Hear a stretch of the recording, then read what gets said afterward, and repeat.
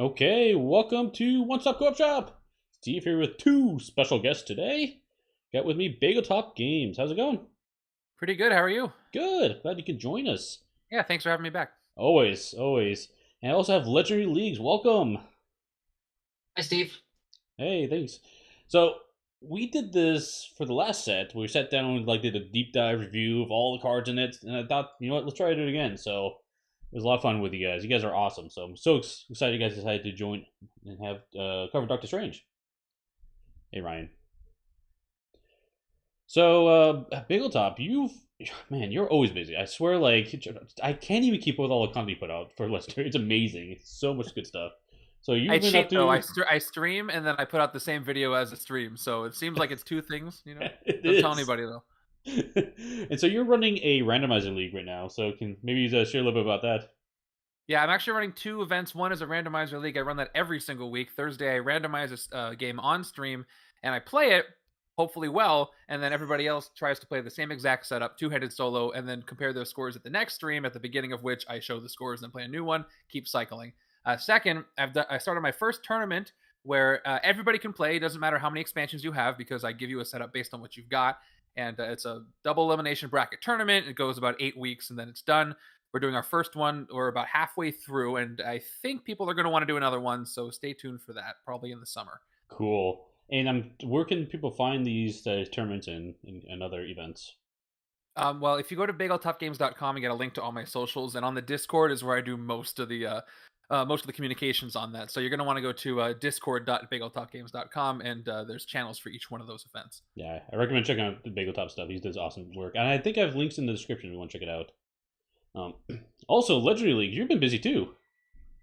Yeah. So yesterday started the Extra Life United event. It's a big conference and gaming tournament in honor of Children's Hospitals Week. Um, and so Children's Miracle Network has this big conference in Florida where they bring in uh, speakers and representatives from hospitals and things like that. But Extra Life comes along as part of that Hmm. um, for gaming fundraising, and they have their big event. They have a big event, not the big event that they have in November, but they have a pretty big event going on during that. Um, so, in honor of that, yesterday I released a promo to raise money for Extra Life for UVA Children's Hospital in Charlottesville, Virginia, for Doctor Strange and the Shadows of, oh no, what's the word at the end of the set? Nightmare.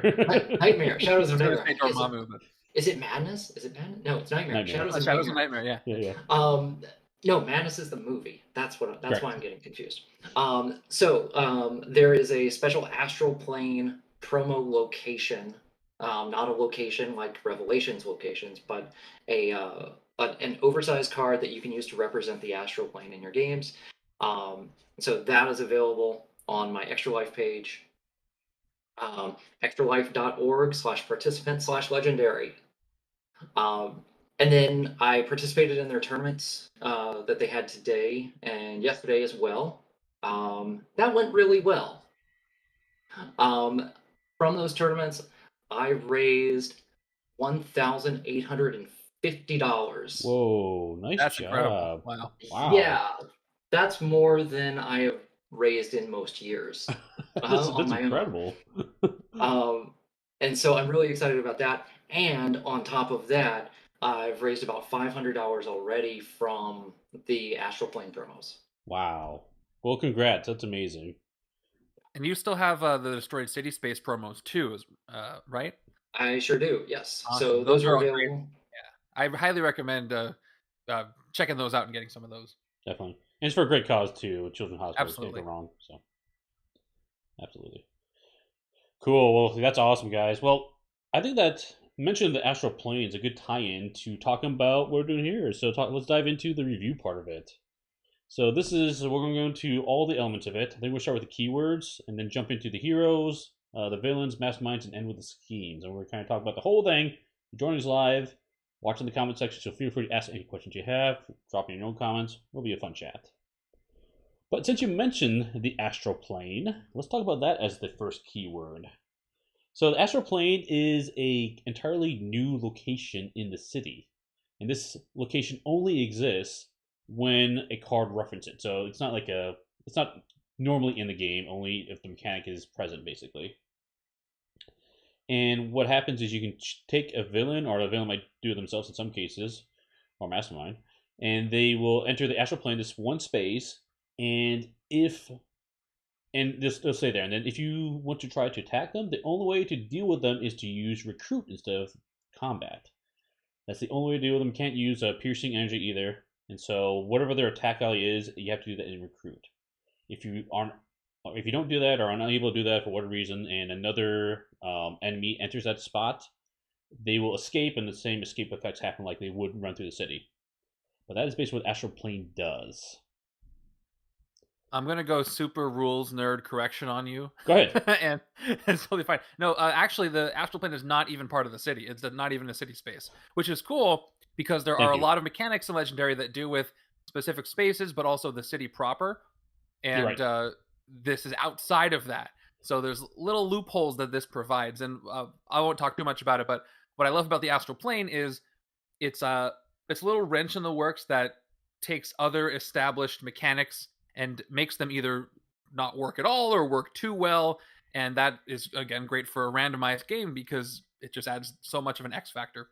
Absolutely. But yeah, I like it a lot. Because like the ambush keyword triggers when an enemy enters the city, but if it would enter the astral plane, it doesn't trigger ambush, which is kind of a cool way around it. But once we get to some of the mastermind and villain groups, you'll see. But I love how the design works with that to make it really nasty sometimes. For sure.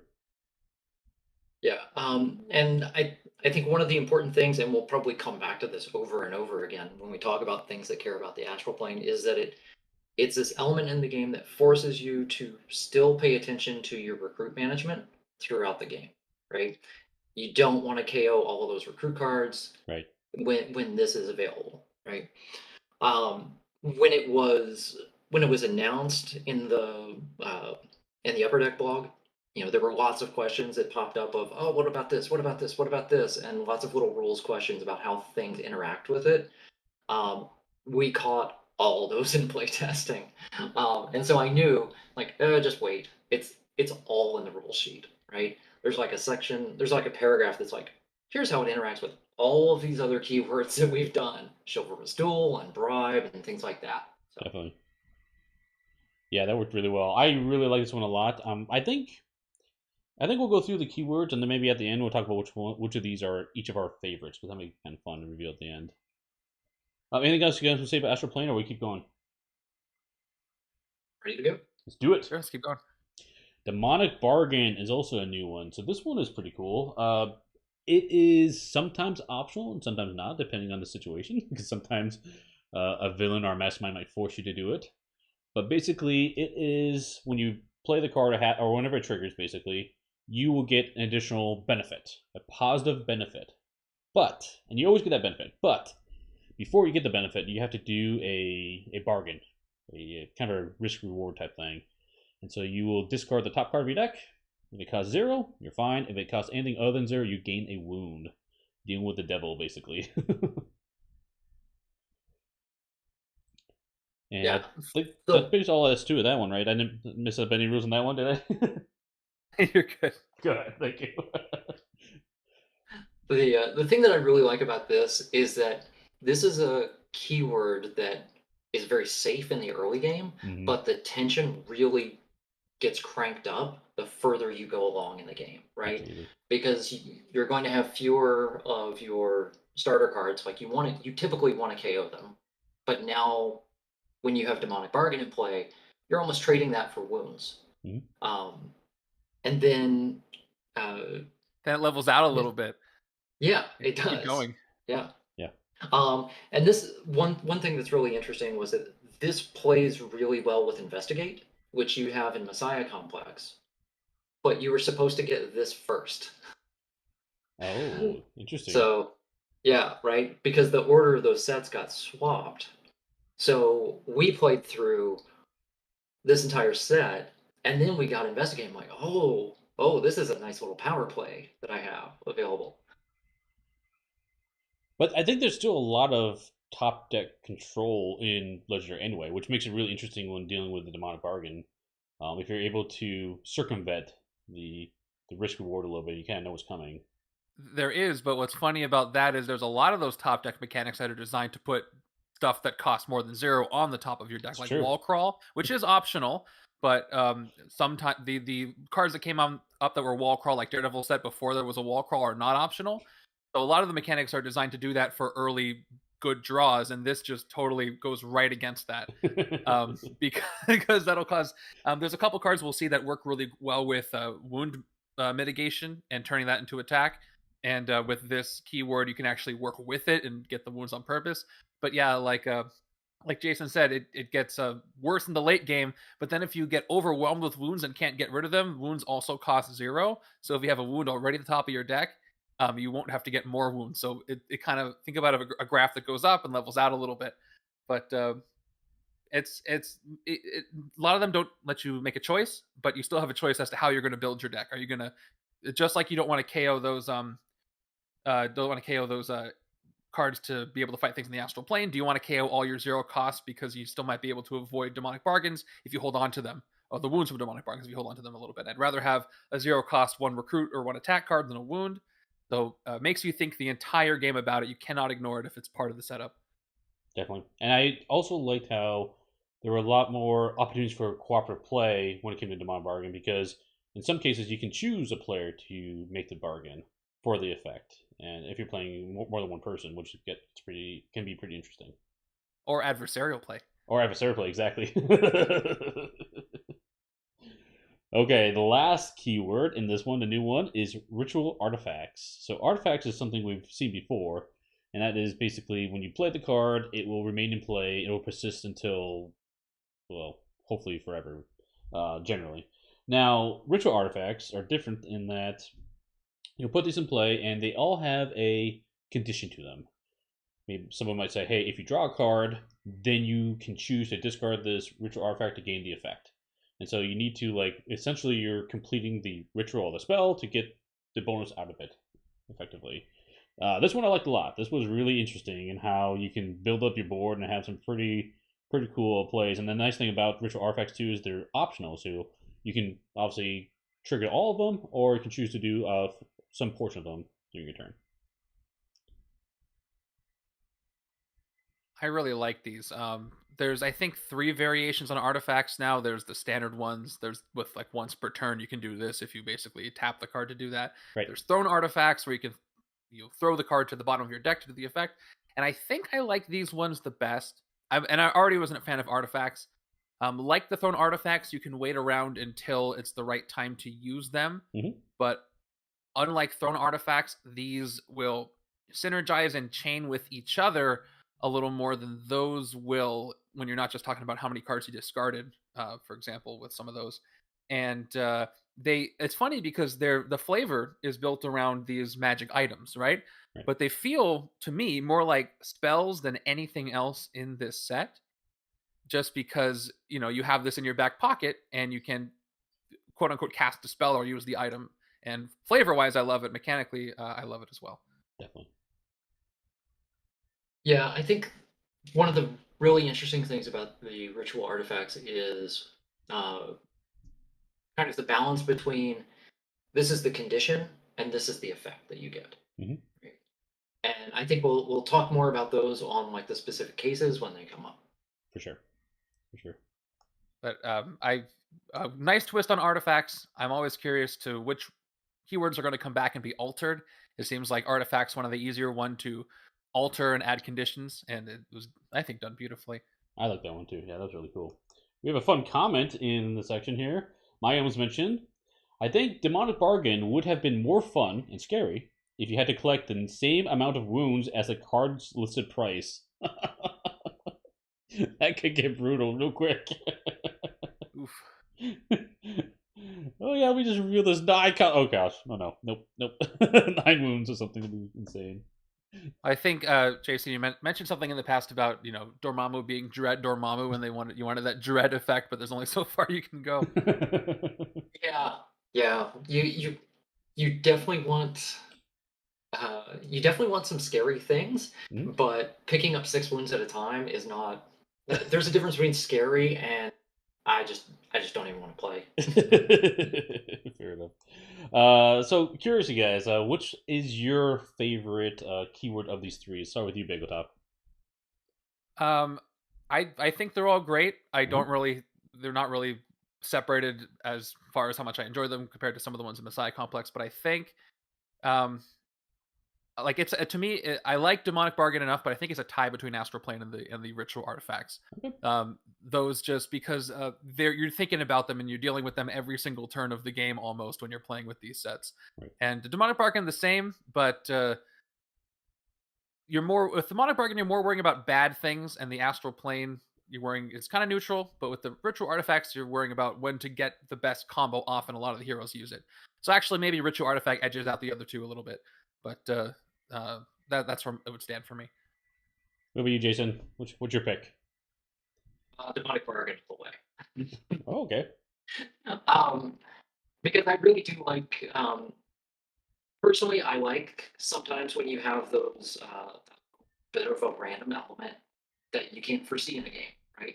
And so demonic bargain gives you that on your own deck, um, where like if you don't have those fixers in play, you don't know what's going to happen, right? And so I like that little bit of tension that it gives to a game. When the set released and I did my through, I had one game where I was flipping zero cost cards all the time, and then another game taking a wound every single time, and that made it really exciting. But then when you can also uh, incorporate some of those things that do let you manipulate the top of your deck, and play around with it and cheat the demons that are trying to cheat you, I think that's a really satisfying experience as well. I want to add a caveat to maybe why demonic bargain didn't hit as hard for me. I think I play two-handed solo, and you're basically like two player with one person, Mm-hmm. and it's harder to keep track of what's going on at the top of your deck when there's two decks Mm-hmm. versus one. So maybe that biased me. I mean, I like it a lot. Maybe that biased me a little against it more so compared to the other keywords. Mm-hmm. Just something I thought of. But you got to keep track of what's on top of there, and it's harder to do when there's two decks to deal with. That's fair. Absolutely. Yeah, it's interesting that you guys chose the other two because my favorite and was Astral Plane. And to be frank, like I liked all the keywords. I don't think any of them were bad. I enjoyed quite a bit of them. But I think for me, Astral Plane, it was fun in the set, but it was actually even more fun outside of the set. Like what it did to the the other cards, the other experiences, the other random setups you have in the game, being able to take a threat and essentially like neutralize it for a turn or for a series of turns and maybe deal with it later was really powerful, and it was a fun new way of dealing with the cards that you have in play. So I really like that part of it. I agree with you, and the only reason why I didn't vote the same is because that's limited to one hero, Mm-hmm. uh, which makes sense for the hero and the character. But if I might have gone the other way if there were more ways to do that. But I Good definitely point. agree with you on what that does. Yeah. Good point. Cool. Okay, let's jump into the hero stuff. So let's get into the meat and potatoes. So let's going to start with actually since you mentioned it, let's start with that first hero. So what we're talking about, the hero that can deal with astral That one's the plane. ancient one. The ancient one, exactly. Yeah. So we have the ancient one. So got quite a few cards in there. So yes, you're not too late here, Excalibur. Welcome.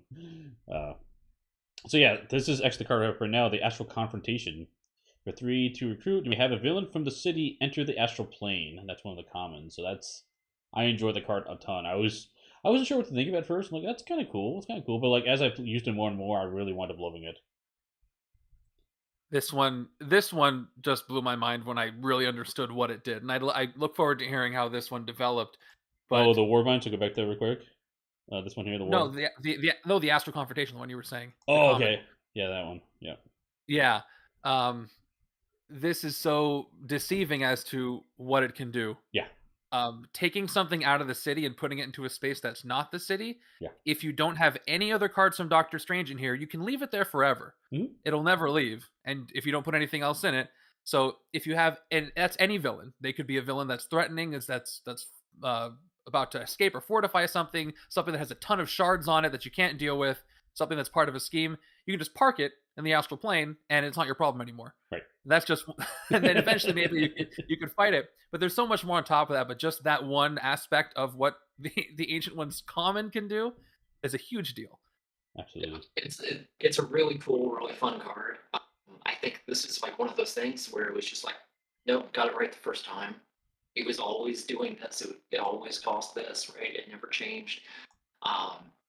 And yeah, it's one of those things that's really fun to just play around with. Yeah. Yeah, I really love that one as well. It just did a lot. And it was interesting. The other thing I'll mention is like it's interesting how that tied into the rest of the cards in the Ancient One set because basically all of the cards generate recruit, and he doesn't, which is cool because like it makes you think of the Ancient One like not necessarily a physical fire, but one that's going to fight with other means, from with the minds, for example. So I really enjoyed that twist on that theme. That you mentioned that, definitely noticed that. I think this card has this set. I think has fewer attack icons per hero than any other. I haven't checked, but it's got to be close, and which fits in great with the flavor, because these are not brawlers. These are not, these are magical spellcasters reaching into other dimensions and using magic, right? Right. So it wouldn't make sense for them to have a lot of straight up attack. They can get attack doing other things. And as a Doctor Strange fan, I was wondering before I knew anything about this set, how can you do anything that's going to fit well with other things, but not, and alter the game enough to make it, for lack of a better term, weird without going too weird and game breaking. And the Astral Plane's a great way to do that, and all the recruit that you use to fight with it. Absolutely. The other one I liked a lot was just the teachings of Camartage. 5 to draw 2 cards. I mean, that's just a great card no matter what deck you're building. I mean, we bought that one a lot. Yeah, and given given the amount of recruit that he has in his set, having a 5-cost common is not a bad thing. Yeah, definitely. So let's see. Sorry, I'm just checking the audio levels.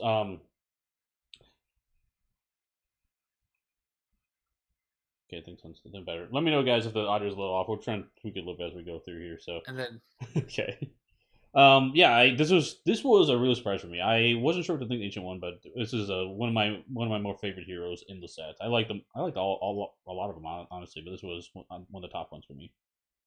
his uncommon War of the Mind has won me several games just on its own. And what's cool about, in Legendary, you see what's in the HQ and you slowly start to build up your strategies. And if you have these Ancient One cards early, you can just commit right there to, I'm just going to get a bunch of recruit. I have a couple Astral Confrontations. I can send villains to the Astral Plane and fight them there, so I don't have to get any attack the whole game. Right. And then when War of the Mind comes along, you can, now I can use all that recruit I was committing to fight the Mastermind. And it's great. If you don't have the Ancient One early, you can't really make that commitment. But if you do, I just say go for it because it almost always works. Definitely, I really love this one. Just load up on shield officers if you need to. Then you can fight, recruit, yeah. Cool. Okay, let's keep moving. That was the Ancient One. Let's go on to kind of going somewhat alphabetical order here. Let's go to Clea. So she's kind of focusing more on the demonic bargains, you'd say. So actually, this first card here, let me go back to that one real quick. That one was one of the nice ways you can actually manipulate the deck to deal with the demonic bargains, right? Being able to put any card back on top. So that was, I know my wife played Clea quite a few times, and she uses the ability a ton. Yeah, it's a really solid card for her, because you want that other common, right? The one that gives you 4 recruit for 4 cost is so good in the early game.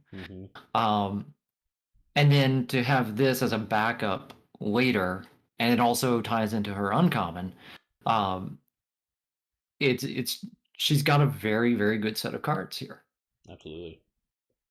Yeah, the modern bargain for +2. I mean, even if it's early game, I mean that's a clutch card. Like being able to get a huge boost in recruit, even for the risk, if you can't manipulate is was huge. Yeah, there's almost no reason not to take it early because it's essentially a 4 recruit card for a good chunk of time. Definitely. And then I think her uncommon Bind the Dark Dimension, um, I think it's one of the only, correct me if I'm wrong, it's one of the only cards that lets you KO or let other players KO one of their cards. Um, because not only do you let them do that, but they choose. You don't choose. So you can't really use this uh, anti-competitively unless you just want to give them the wound from the demonic bargain if you know they're going to fail. But they get to choose what they KO, and so that's nice. Worked really well with two-handed because I could really, I could have this on one side and just KO the ones I need at the right time. For sure. But her set is one that does work really well with itself. I did have a couple of games where she didn't make much of an appearance, and there's some heroes that work well with others and also work well within their own set. And she does kind of walk that line, but she does more intra hero. She works better with herself than I think with others. I agree. So you kind of have to, again, commit to getting her a little more. But when it works, it works. Any other comments, Jason, on her, or should we keep moving? No, we can keep going. Cool. Let's go. Oh, by the way, I'll just mention real quick. Her artifact is cool with the. I do have a question for Jason about this because it says if any cards were revealed, looked at, or discarded. Was there any development on her card wording there because of all the specifics? Yeah, so I had mentioned this during my initial playthrough. So originally, Demonic Bargain didn't discard the card. So the purple gem didn't care about discards. It just cared if it was revealed or looked at because that was all that bargains did, right? You just reveal the top card of your deck. And then bargain got updated. This didn't get updated for a while, and so we kept going back like, are you fixing this card? What's this card going to do now? How is this going to work? Because it does not work at all right now. Fortunately, yes, it got fixed, so it includes discard, but it still works great with all those investigate heroes, right? Definitely. Excalar Poor has a question. It says, "Wait, you can choose yourself, right?" Talking about Clea's demonic bargain, and yeah, that's correct. It's any player, which would include yourself if you wanted. Well, it's interesting about hers is there's a couple of choices. Like you may choose you choose the player, and then that player gets to choose which hero they KO from their hand or discard pile. Right. So you choose them to make the bargain, but then they get to do a choice within your choice. Exactly. There you go for Clea. Cool. Let's keep going. Move on to one of the doctors. Let's go on to probably the man of the hour, Doctor Strange. So he has a ton of ritual artifacts. It's all about the artifacts for him. So the titles are the best part of these cards. Oh, absolutely. The artifacts. Wanda Watum. This one I'll pause on real quick to keep to the Sanctum. This card was pretty clutch. If you get a lot of these commons in your deck and you've got one artifact on, that's insane. So that was always an instant buy if I was able to get some artifacts in play. But yeah, I have Agamotto, and then the last one being the Book of Cagliostro. Hopefully, I think this is the expansion with the highest percentage of book-themed cards than any others, and I'm all here for that. Nice. This one was interesting because I never used the Book of Cagliostro when I expected to. I just got it, and during a turn, I can use it now, and it'll be perfect. I never planned for it. Because you never know who you're going to fight, and then when you do, it's like, I can do it right now and get the thing. So it's more of like a back pocket card for me. Sure. I'm sure you could plan for it. It's not how it played out for me, and that's how it works with the artifacts. Like sometimes I forget that I have them, and then I look over the board. I have this. I can do this, and that's what I love about artifacts is you can plan to delay for a big turn, and then when it's ready, it'll hit you. I did like the Book of Cagliostro because I agree. It was one of those that would.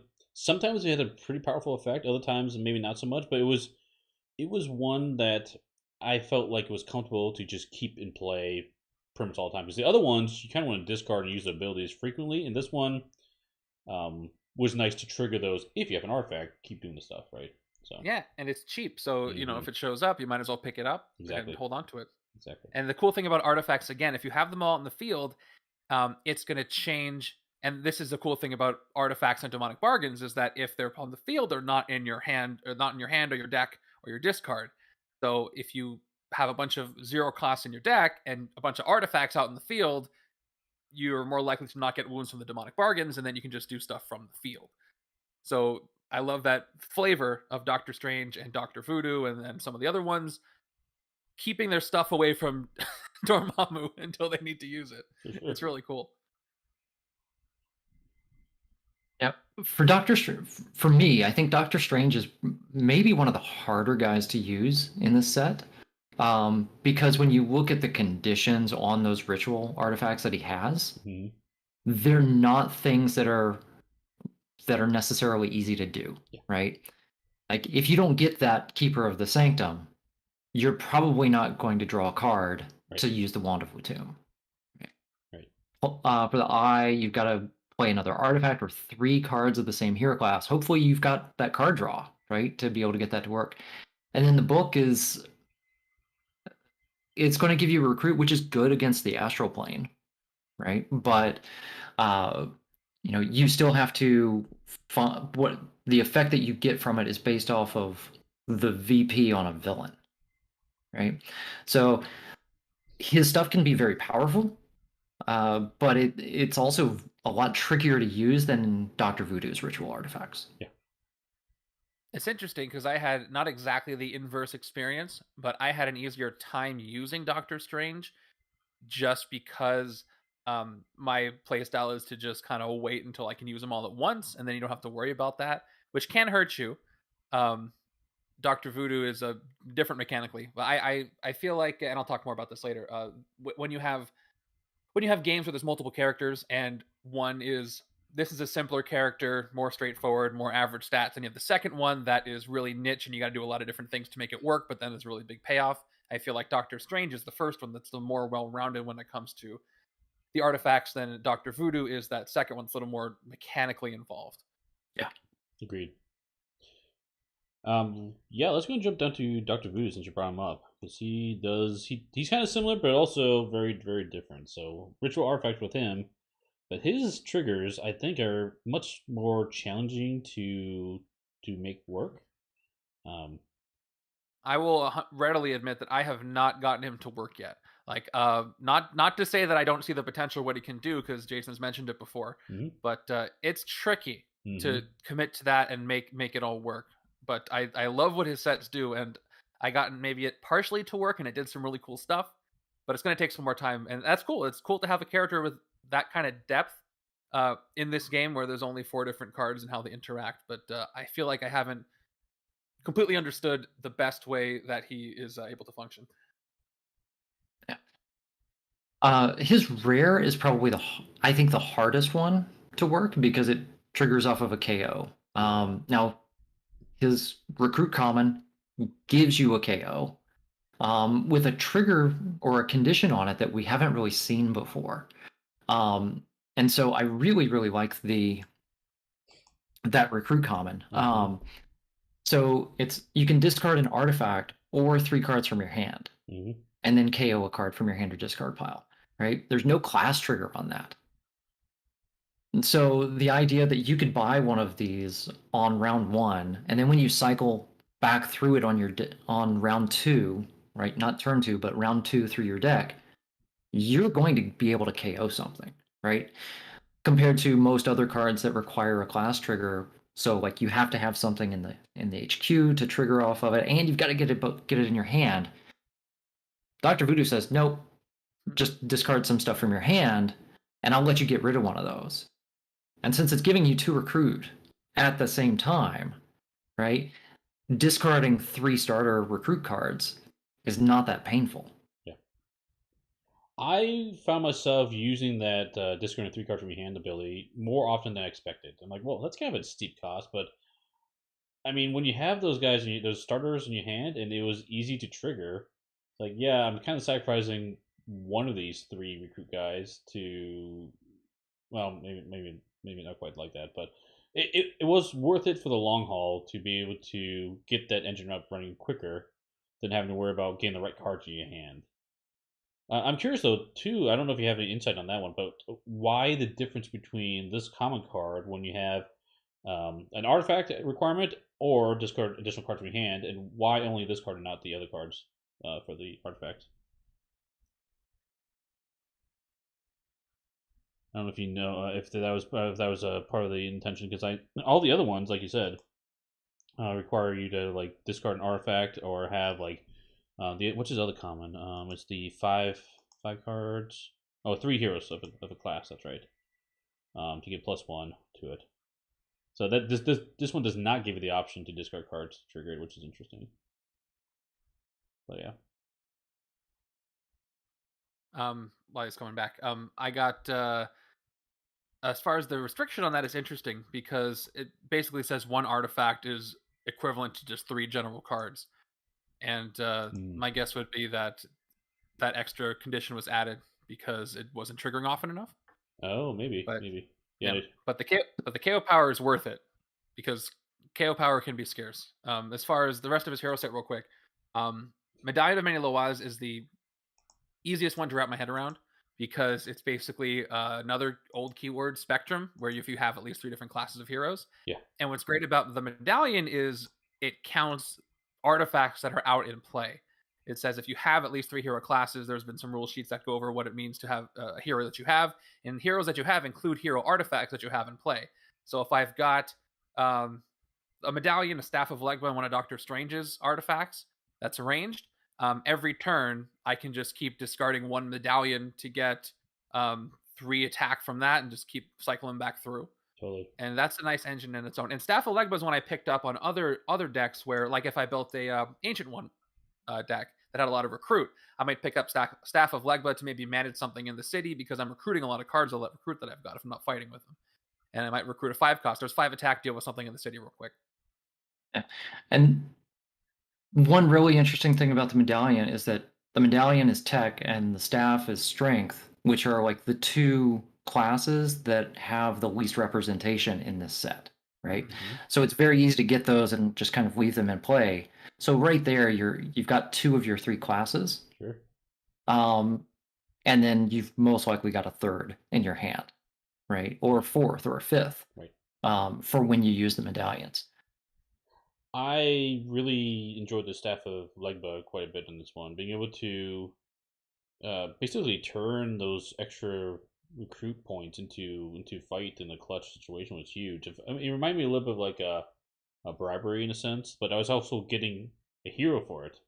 So it was like, oh, this is great always. I love it. So yeah, and it works with support cards like sidekicks and officers. So if you're really in a pinch and you can just make that sacrifice, I need 3 attack right now. I'll take an officer, but I need to clear the city right now, and it'll work. Mm-hmm. I really like Dr. Voodoo. He was up there as well for my favorite one. I with you though to Bageltop, where I don't know if I've unlocked his potential. You might go that way. You know that feeling, right? Yeah, like yeah. I feel like he's the most complex in this set, which is intriguing. And if you can make it work, it's going to feel really good to pull that off. Absolutely.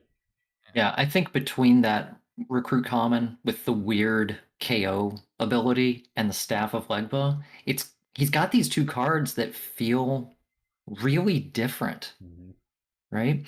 And so it definitely takes some time, takes a mental leap, right, to be able to get there and figure out like, okay, what is this? Like, how am I supposed to use this well? Does this even look appealing to me at the time? I was going to say, I'm kind of in awe about how this was designed because just to get your head around it and design this, be like, okay, this works, and I see all the paths here. I'm not a game designer, so that's always fascinating to me. Definitely. Cool, yeah. He was really fun. I liked him. I liked him a lot. Let's move on to the last here in the set. The Vishanti. So this was fun to discover as being the last. This was the one that was not revealed in any of the blogs. Yeah. So for me to discover that was a lot of fun. Yeah, I didn't know what to expect, but I know I didn't expect this. So But I was very surprised. I do want to call out one card in particular, and that is the uncommon in the set, Agamotto. Reveal a card from your deck, top card of your deck, discard, put it back. So a little bit of manipulation with demonic bargains. And if you trigger the class effect here, you may choose a player to make a demonic bargain. Draw 2 extra cards at the end of this turn. I love that for cooperative play. I was playing with my wife, and I would trigger that for her to make a demonic bargain, so she can have a huge hand of cards. Granted, she eventually got a bunch of wounds too, but it was worth it to get like a 9-card hand and just like wreck house on her turn. It was really, really cool being able to draw cards out of turn. The combo of Oster and Hogarth is fantastic. If I can get that combo working, I'm going to get that to work. So Hogarth, you may make a demonic bargain to get +2 attack. And in this case, I would try to fail it. Like, I'm hoping the top card is not a 0 cost, because then I get a wound, and then Oster KOs a wound to draw a card. So that engine is probably one of the best 2-card wound management engines I've seen. I did have plenty of games where one would show up but the other wouldn't, which makes them okay. But they don't really need Agamotto either. He's his own separate thing. Definitely. Which makes sense for the Vishanti, because he has a ranged trigger. No other card in the set is ranged. Yep. But the engine of the 2 commons is my highlight from here. And then, of course, you have the book as the rare, which if any player gained a wound, and that's going to happen when you're playing Doctor Strange and the Shadows of Nightmare, any player is going to get a wound. And then you can KO up to 1 wound from any player's discard pile, then draw 3 cards. You can use it during any player's turn. So that's kind of an instant that isn't usually the case with a lot of the cards in Legendary. So another cooperative aspect. Did that happen during your games too, Steve? It did. It did, yep. Yeah. And that's where one of the big negatives or cons I hear about Marvel Legendary as a whole is, because we focus on cooperative games at One Stop Co-op Shop, is not enough cooperation elements. In seeing, like this card you said, Book of Vishanti and Agamotto, being able to do things out of your normal turn, that was a huge plus for me. In seeing more of that cooperative elements being pulled out of the game and being able to leverage that in different unique ways. Nice, that's really cool. I don't think about that too much, even though I'm playing two-handed, but that makes a lot of sense.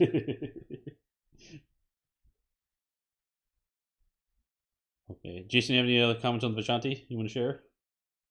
No, I think you guys have covered it. I mean, I definitely, the book popped up.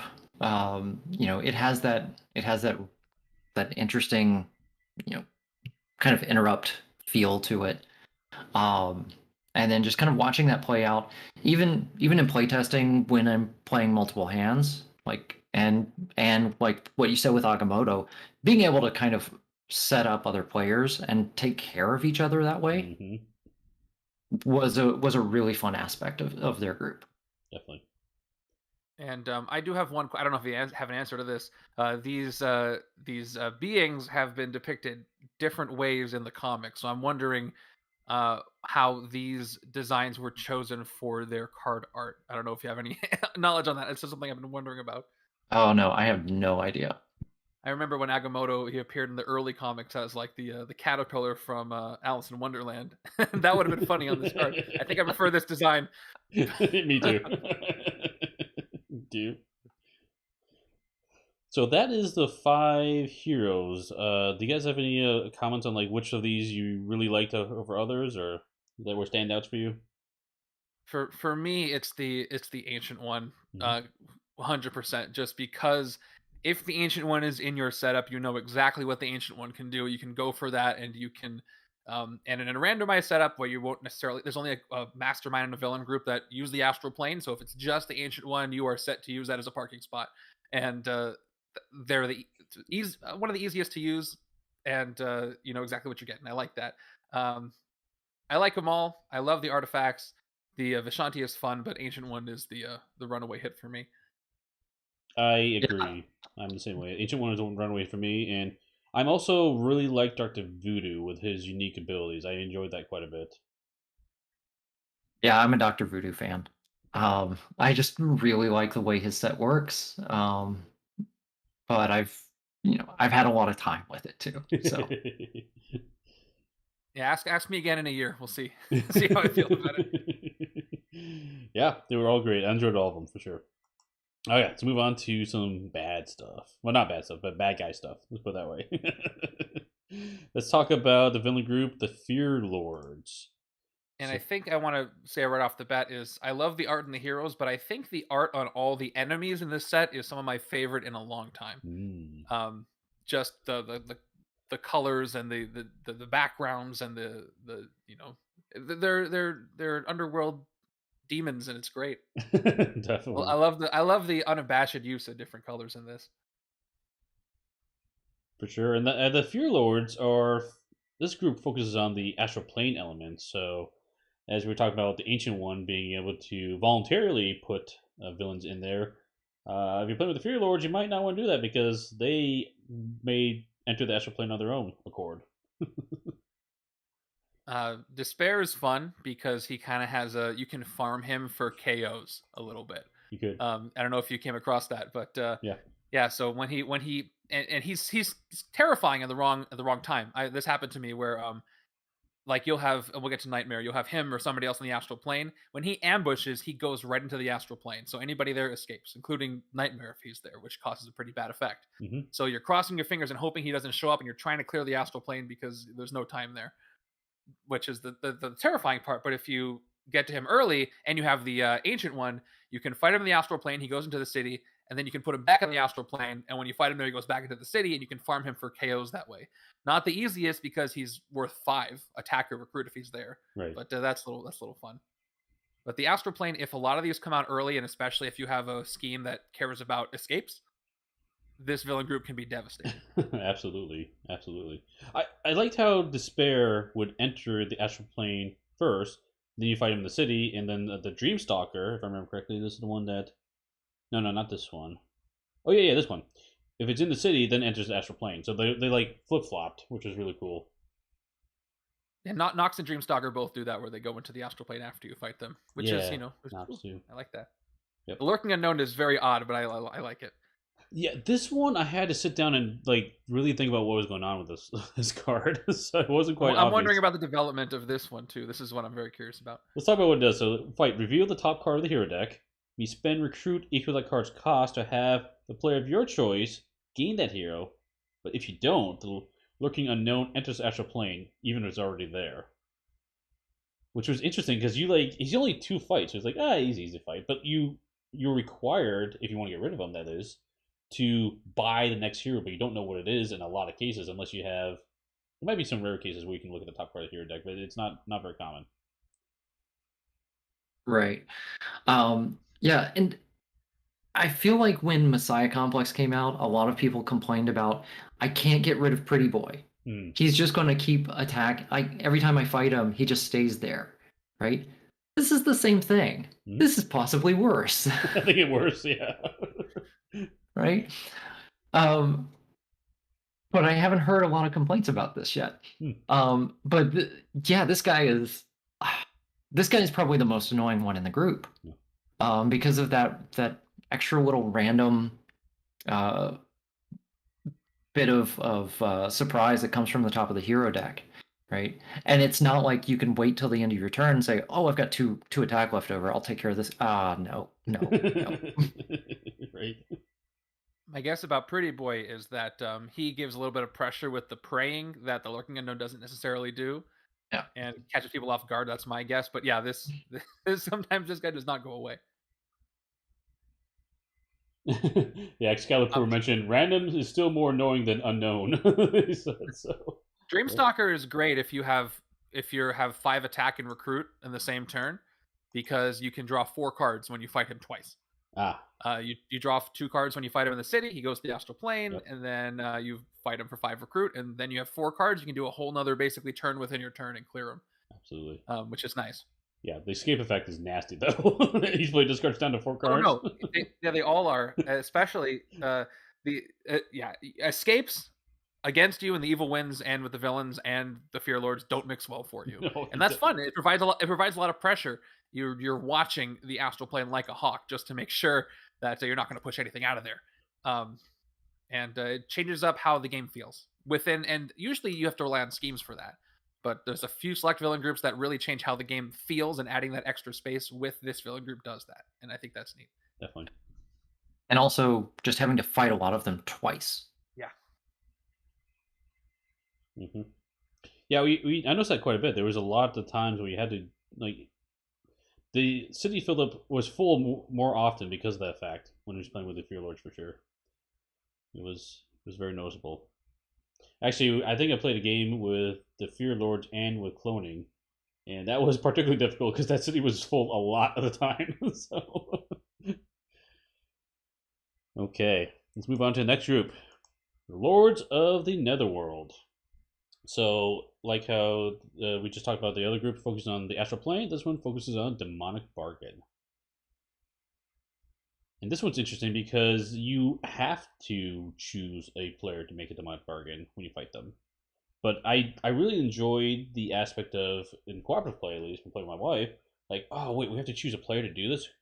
Who's best equipped to deal with the bargain and for these effects, and it brought a lot of fun discussion to the game.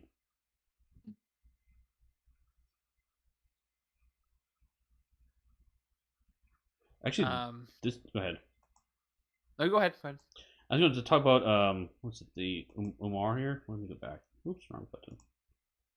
I like how this is another villain group that has 5 unique villains. Mm-hmm. I like when that happens.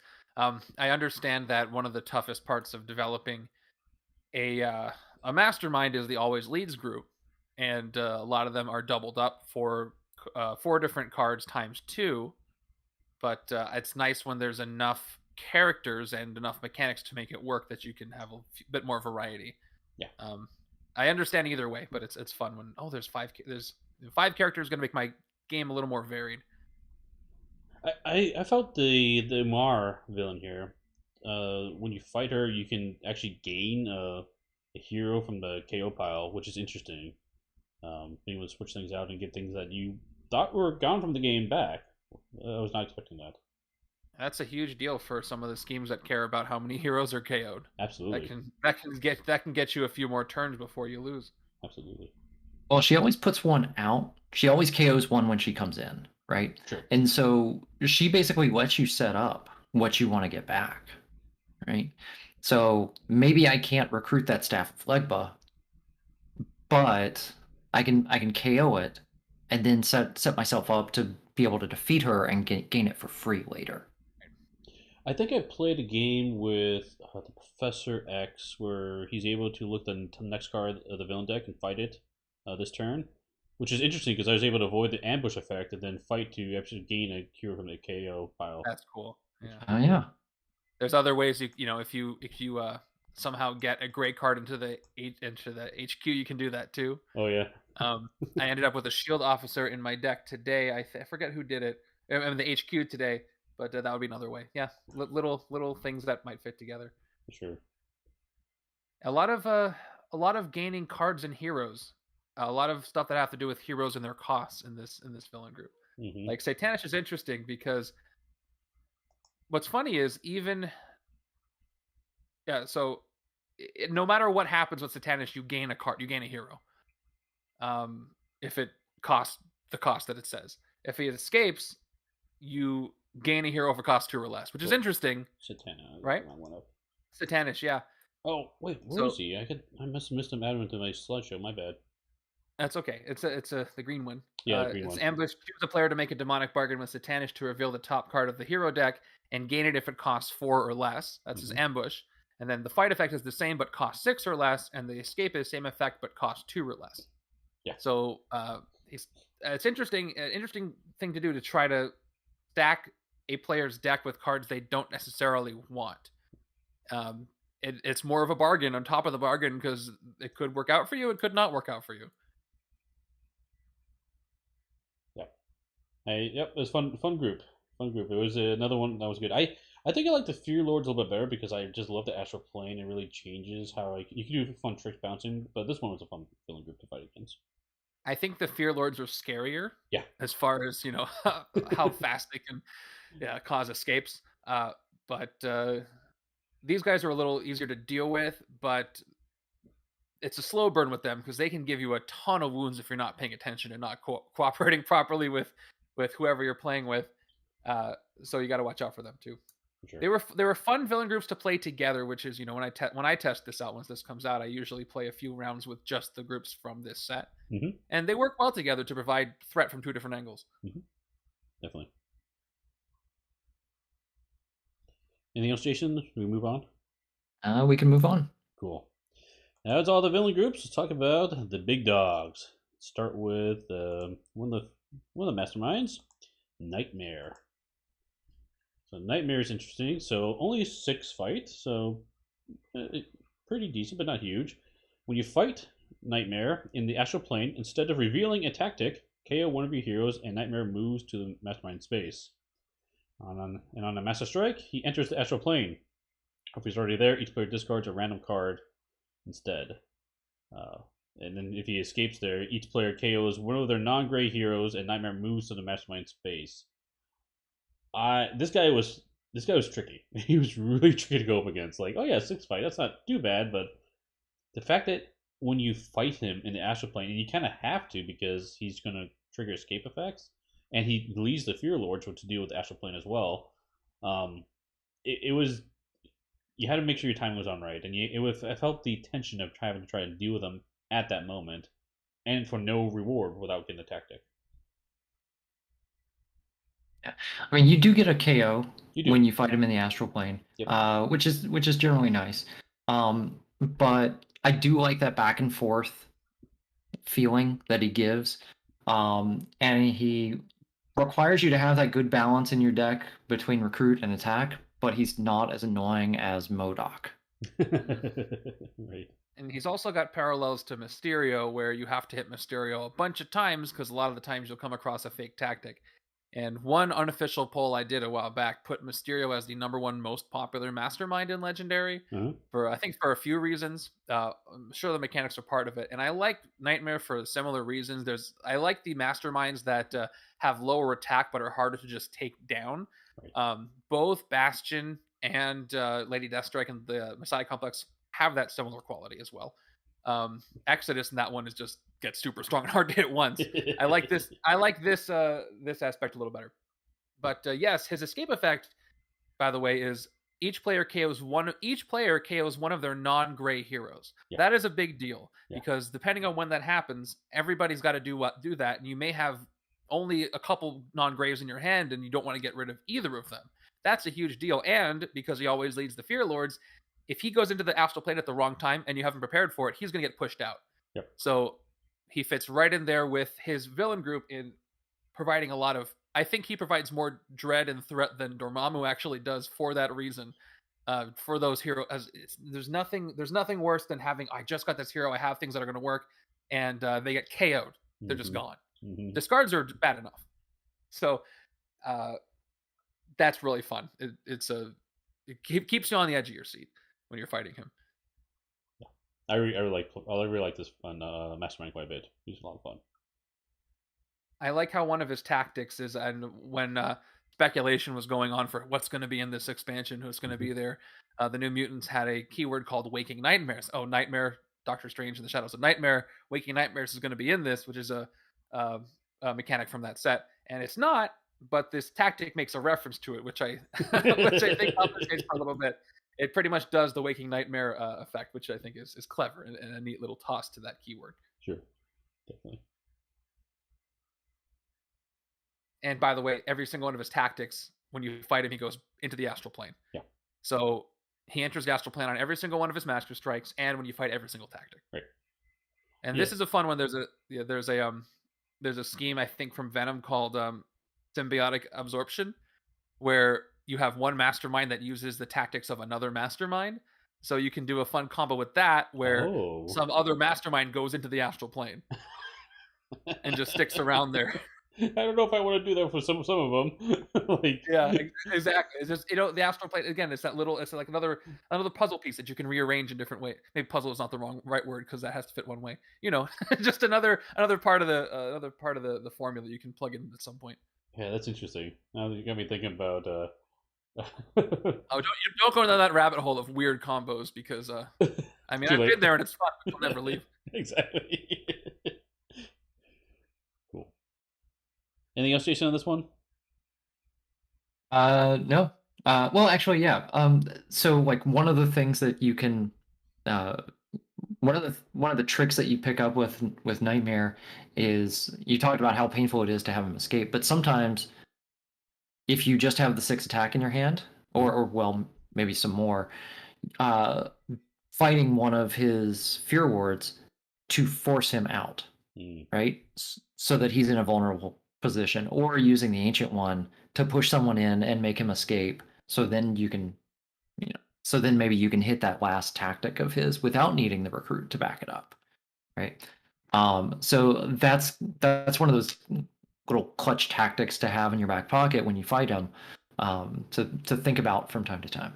Yeah. And the inverse of that is funny because if you can fight him, but you know he's going to go in the astral plane, and that's the last thing you can do in your turn, sometimes you may choose not to do so because if you're worried that despair is going to come in or something like that, that'll push him right out. Right. Yeah. So it's been a couple of turns where I specifically did not fight him because I am afraid of what's going to happen if I do. Absolutely. Cool. Okay, let's go on to the next Mastermind, Dormammu, probably the big one that everyone expected to see. So he leads the Lords of Netherworld. Master Strike. Each player makes a demonic bargain with Dormammu to discard down to 4 cards. Which is it was funny because I read this to my wife and she's like, "Oh, I'm making a demonic bargain for something good." I'm like, "No, nothing good until it comes out from bargaining with Dormammu. You just discard cards." So. I love that when it hits you that this we make a bargain and it's bad. Exactly. It's like, oh yeah, then you get it, and I laughed out loud when I saw that for the first time. Like, oh, it's all bad. Of course. Yep, same thing happened to us too. Exact same. I found him particularly difficult to deal with, especially with certain like setups. Just because they discard down to 4 cards, that can really hamper you. Get those combos going and stuff. If he felt strong to fight against, especially with that 11 fight when you only have 4 cards, it's very tricky to pull off. And extra devastating because notice it doesn't say discard 2 cards. It says discard down to 4. Exactly. And there's a good number of heroes in this set that we talked about that give you pretty big hands. Yep. So with that thing with Agamotto, you could have a hand of 9, and then a Master Strike happens and you suddenly lose 5 cards. That's devastating, but perfect. Yep. Yeah, the reason why it's worded this way is so that if you are in a larger if you're in a multiplayer situation and multiple Master Strikes happen before it's your turn, you're not discarding 2 and then discarding 2, right? So that your hand drops down to 2 cards or maybe 0 by the time you actually get to take your turn again, right? He caps you at 4. Yeah. Really smart. Again, my preferred Masterminds are ones that have a little more of a gimmick to them. I liked fighting Dormammu a lot. I think we're going to talk about our favorites later, but Epic Dormammu was a lot of fun. I've fought Epic Dormammu a couple of times because I don't know if you have that I don't have it prepared. Sorry, but so his Master Strike is like completely different. This regular Dormammu is each player makes the bargain, discard out of 4. I'll read his Epic. Each player reveals the top of their deck and discards it if it costs 0. Then each player makes a demonic bargain with Dormammu to discard down to 3 cards. So not only do you discard down to 1 card less, but you're getting a worse chance to get a wound, a better chance to get a wound from the demonic bargain. So he wounds you, discard to 3. It really impairs everything you're trying to do. And that feels like Dormammu to me, so I enjoy fighting his Epic. His Epic is ridiculous. I looked at the backside, I'm like, nope, that's a big no right now. Oh, and Dormammu will also let you take something out of the KO pile with one of his tactics, but it's a 0-cost hero. It doesn't usually count for schemes. And by the way, I think his tactic names are my favorite. Demonic Hellfire, Flames of Regency, Barter for Souls, Torments of the Dark Dimension. All are band names. All are great. Yeah, I think his tactics have like this really interesting way of just like driving home that torture idea, right? Like, okay, here have a 0-cost hero, right? You didn't want this anyway. You tried to get rid of it once. Here, have it back again, right? Yep. Exactly. Cool. Yeah, he was really fun. I liked him a lot. Okay. Let's move on to the last few cards in the set. That is the scheme. So I'll just pull up. We'll probably talk about these one at a time, I guess. Actually, do you guys want to talk about one to start? Anyone's fine. Okay. Yeah. We'll start with the first one I have here. Duels of Science and Magic. This is cool. I like the theme. I did too. When I read this, I'm like, I don't know if I'm gonna like this. But when I played it, I actually really enjoyed this one. It was a lot of fun. So the premise is when a twist comes out and it's going to alternate, you need to reveal tech or range classes to win the duel. And that's for what's that? Oh, for science. And then the flip side, when you win the duel for magic, you need instinct and covert to do that one. And then towards the end of the game, you need to do all of it, science and magic. You need to have at least three colors or three colors of instinct, covert, tech, and ranged, which was particularly cool. And this is a big surprise. I actually like this scheme quite a bit. This reminds me of the jury one from Yeah. Annihilation a lot, where each time a twist happens, you have to pass this little test, and if you do, you're okay. The rough part of this is for two players is that both players must succeed, or you fail, which is tough if you're trying to build two different decks with different classes. Yep. And this requires both sides to have all four of those classes that are needed in case you don't want to fail all the twists, or at least two on one side, two on the other, but split half and half. And the theming is great. And as I did this, I went through a couple of heroes, and range can be a stretch because there's some range heroes like Clea has ranged cards, and it's not necessarily science, but you have more weaponry that does a lot of ranged effect, and it's fun for flavor because I guess I can interpret this card as tech and range, which is Iron Man, and this card has instinct and covert, and that that feels like magic to me, and I like that. I like that it doesn't take it too seriously. Yeah. Go ahead. I was going to say that I think when you are starting out and you're like when you focus on just the cards in the set, the artifacts in the set make the scheme way too easy, right? Because they get to stay in play and you can reveal them, right? So it's very easy to put a couple of artifacts in, and now, okay, I know my ranged and my tech are locked. Yep. Right. But once you start to randomize, and maybe you've got one of those heroes in, but then you've got everything else from different sets, then the difficulty ramps up, right? So this one has lots of, there are ways that you can kind of fine tune the difficulty. Like, how hard do you want this scheme to be, right? If you are hand selecting your hero deck. I noticed that as well. It was easier with the cards provided in the set, but if you did random, it made a big difference for sure. It's nice because it's technically not a timer scheme where right.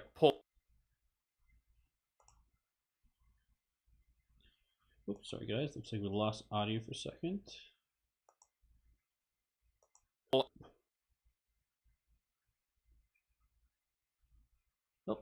Sorry, looks like lost audio. We'll get back here in a sec. One moment here, guys.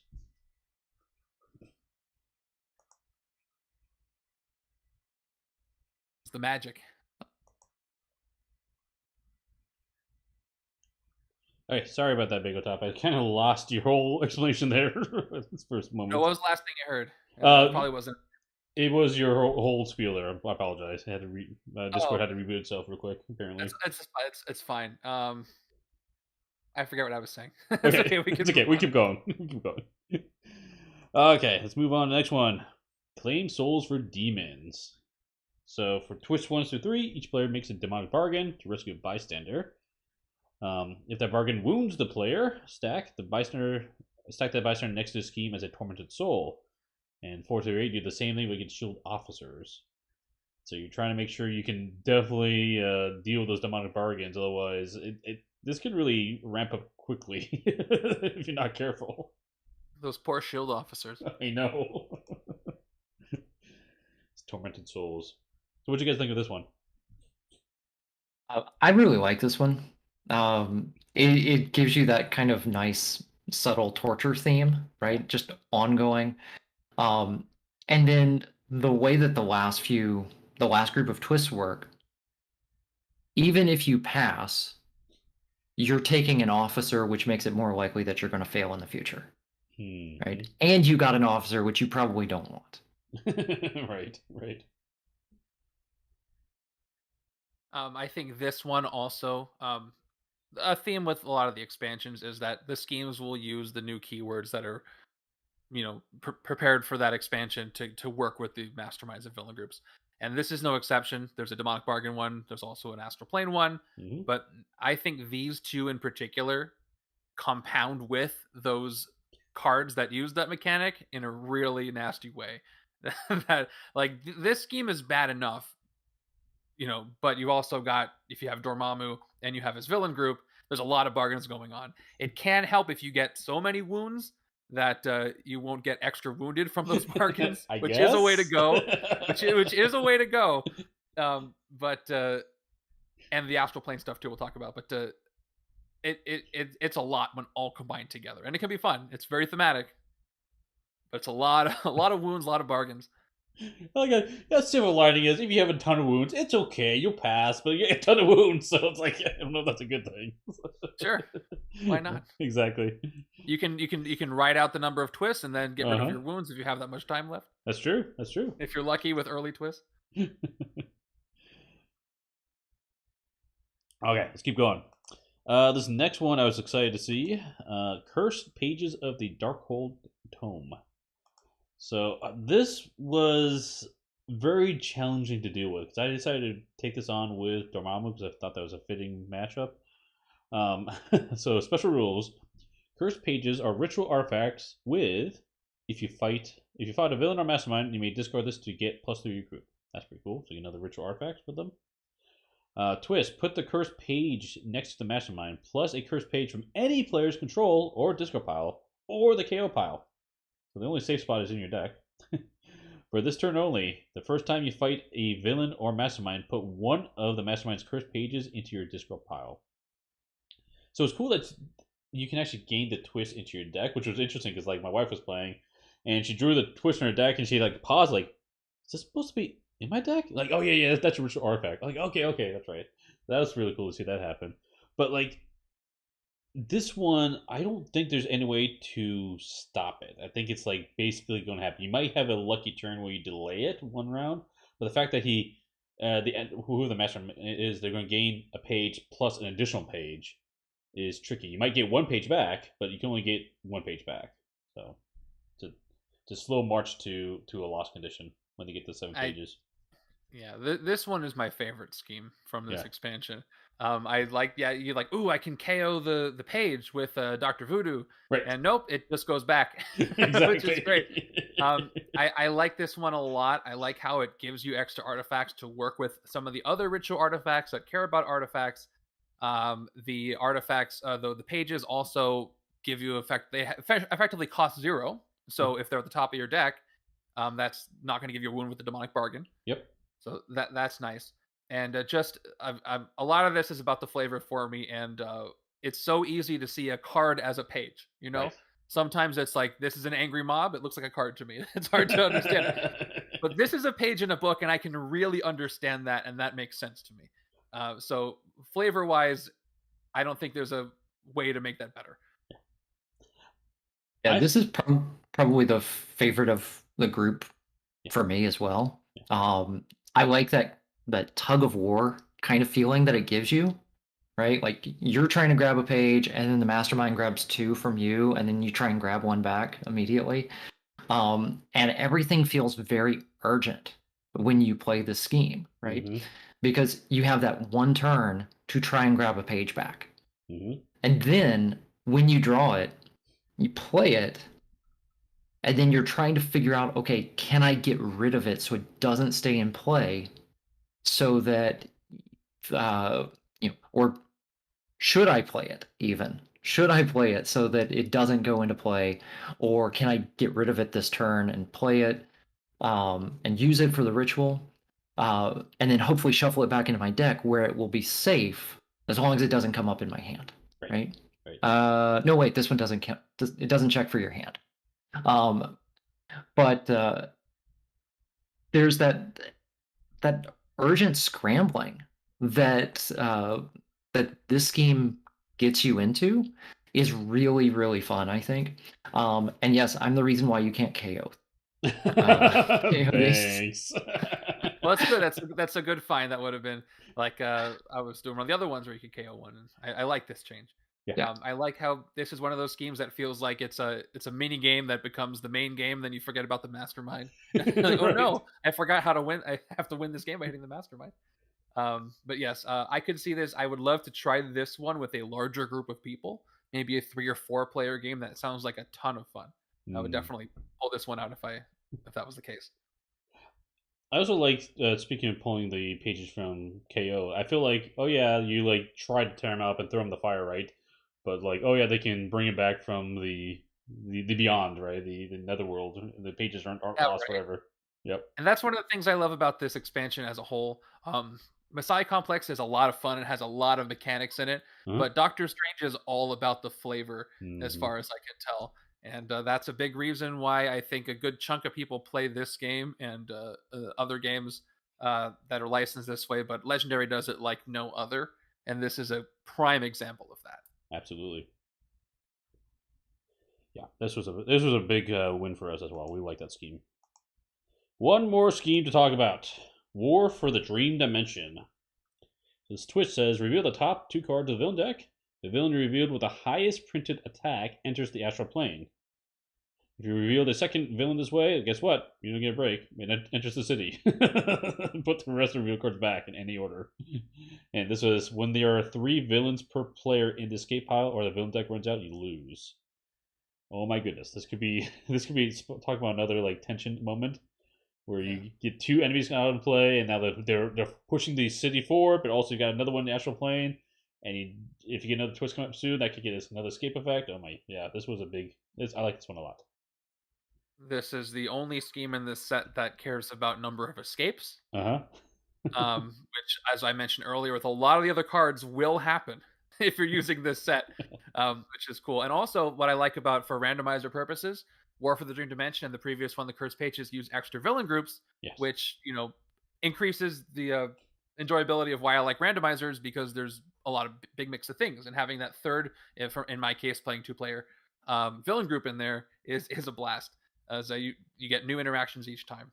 Definitely. But a fun part about this is when you reveal a twist, you're crossing your fingers and hoping that that villain is in the villain deck with the really nasty ambush effect shows up first. Right. Because if they do, you don't have to do their ambush effect, and they can just take care of them in the astral plane.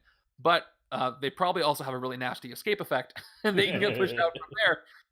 Yeah, so similar to the Curse Pages, you have a lot of quote unquote city management, but also the astral plane management. And you have to coordinate with the other person. Oh, maybe if I do this too early, then can you take out the astral plane, because et cetera, et cetera. Yeah, this would be kind of crazy to play with like Celestials or the Heralds of Galactus or any like these big high fight villain groups. That could get really interesting. So And this gives you villain deck knowledge a little bit too. sure. If the second card is not a villain, or any of the cards are not a villain, you get to put them back in any order you want. So it's kind of like a danger sense where you don't get any attack from it, because if you reveal bystander or scheme twist bystander, you can delay the scheme twist a turn. Mm-hmm. So that's nice, but mostly it's going to hurt you.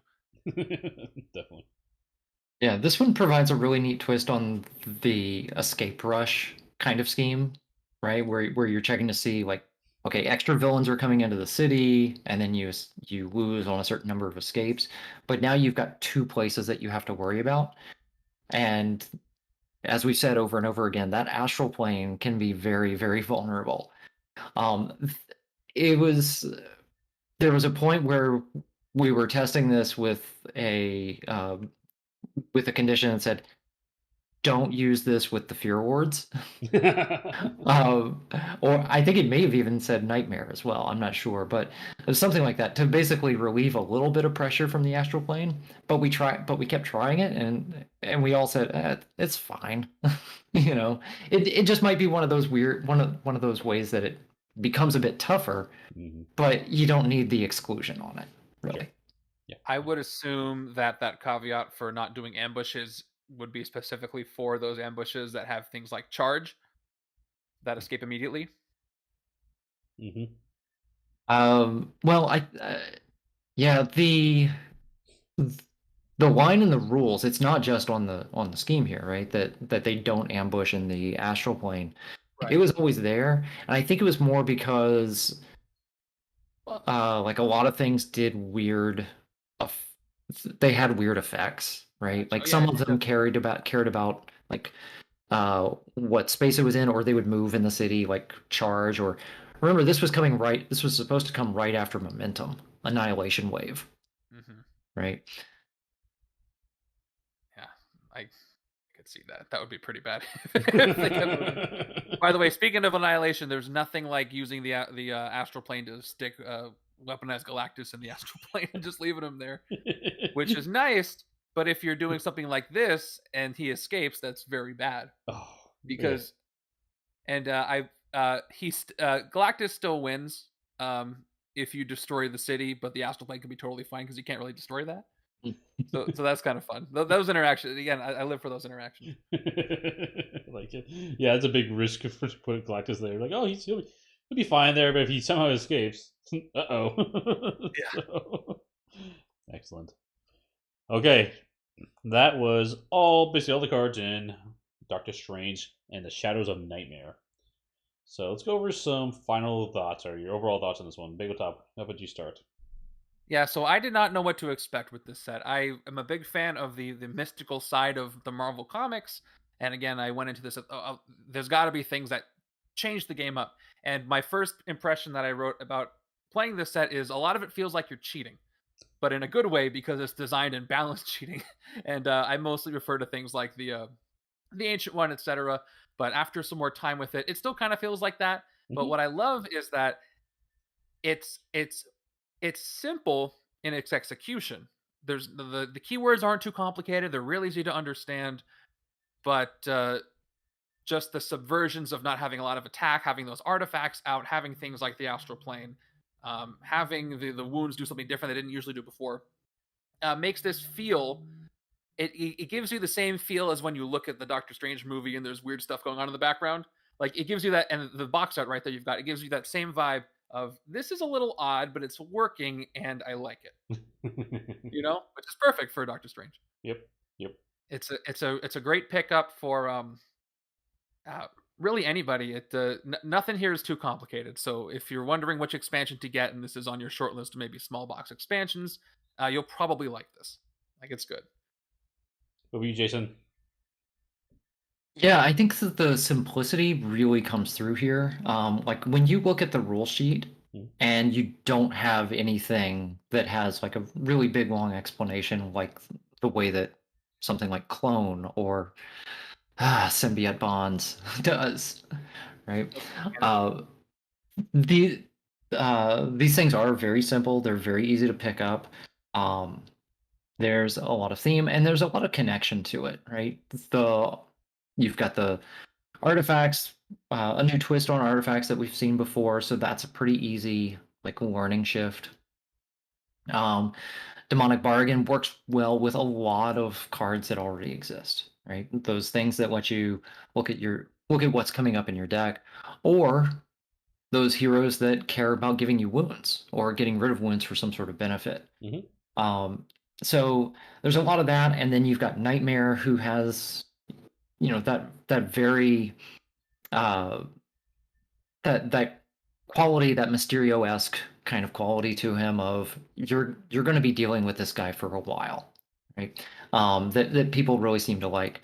So I think there's a lot of really good stuff in this set. Yeah.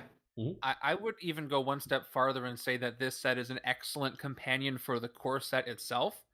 A big reason being there are no team-based powers in this set. It's all class and other triggers. And the core set has a few different teams, but it's a bunch of different classes. You have a few hero sets in the core set that set up the top card of your deck, which works really well with these demonic bargains. So a lot of other sets are a little more, within their own sets. They have a lot of intra-set synergy. The Throne's Favor comes to mind from Realm of Kings. This doesn't have any of that. It's easy to mix right in there with your other expansions. And if you just have the core set, you're looking for a first expansion, this one is out and available and new, I would go for it. Yeah, sure. I have a quick question on the chat. Excalibur asked, is this the same amount of keywords as Noir? I don't remember how many keywords Noir has, but this one does have only 3 new keywords. And Artifacts I think Noir had 2. Didn't Noir have 2? I can Investigate and Hidden Witnesses. Yes, that sounds right. That sounds right.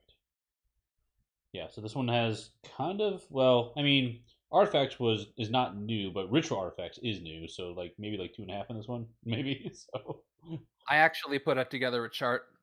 Of course I did. I keep doing that. I put together a chart of all these special mechanics and how often they occur and when they come back. So I can look right now. Cool. Noir has Investigate and Hidden Witness as new keywords.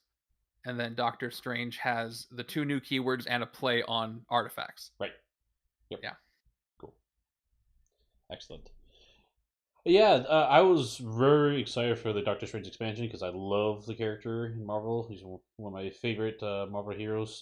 Just who doesn't like a fun magic sorcerer type person, right? So, I didn't really know what to expect in this one. I feel like it was going to get weird because Strange, of course, but I was really surprised with what was produced. I love when the design space of a game takes that bubble and pushes the boundaries even further.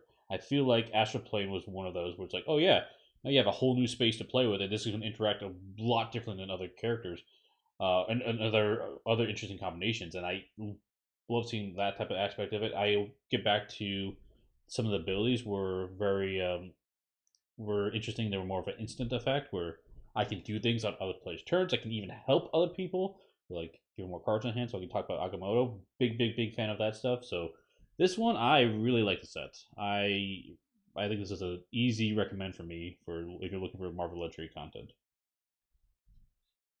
And I forget to, there's so many cards in this game. I forget that Marvel Legendary is at its core basically a board game. It's a deck builder board game, and this gives you more board.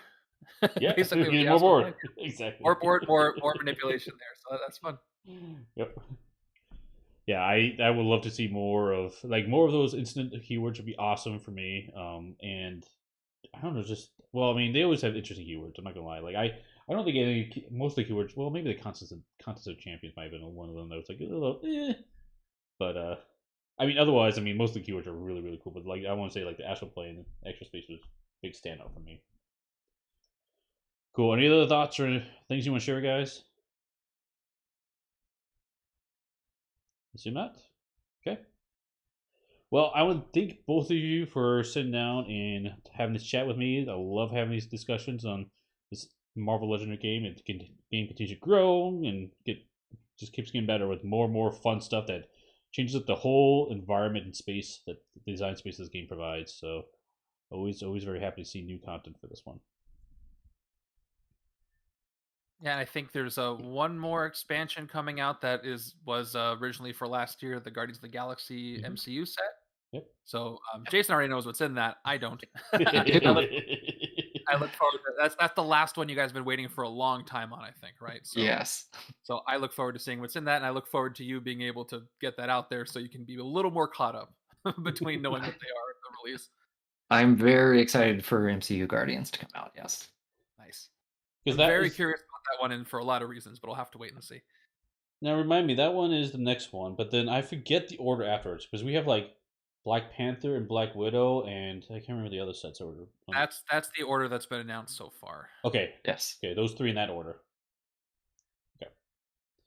Very and cool. What we don't know is, because the schedule's been odd, the past few years have been 3 small box 100 card expansions a year and 1 medium 200 card box.